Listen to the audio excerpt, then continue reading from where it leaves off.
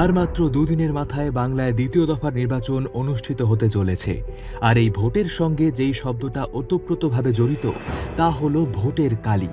আচ্ছা, কখনো ভেবেছেন এটা কি এমন কালি যে এতবার ধুলেও উঠতে চায় না? এই কালি কোনো সাধারণ কালি নয়, এটি আসলে এক ধরনের ম্যাজিক্যাল কেমিক্যাল, যা একবার চামড়ায় বসলে অন্তত ৭২ ঘন্টা আপনাকে চোখে চোখে রাখবে। এবং উপরন্তু কে বানায় এই নির্দিষ্ট কালিটি?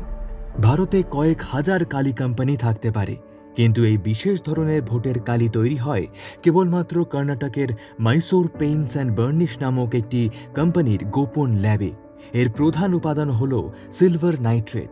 এটি আপনার ত্বকের প্রোটিনের সাথে বিক্রিয়া করে এমন এক বন্ড তৈরি করে যা কেবল নতুন চামড়া গজালেই উঠতে পারে। জানলে গর্ব হবে, এই আইডিয়াটা কিন্তু একজন বাঙালির, ভারতের প্রথম নির্বাচন কমিশনার সুকুমার সেন।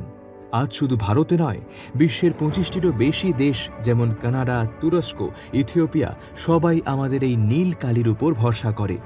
এই এক এক ফোঁটা কালির মূল্য কিন্তু আকাশ ছোঁয়া।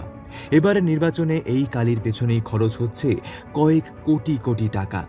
এটি রোদ লাগলে আরও গাঢ় হয় এবং জল লাগলে আরও স্থায়ী, অর্থাৎ যা মোছা অসম্ভব। তাই পরের বার যখন আঙুলে এই নীল দাগটি লাগবে, বুঝবেন এটা শুধু কালি নয়, এটি আপনার সততার আর ক্ষমতার স্বাক্ষর।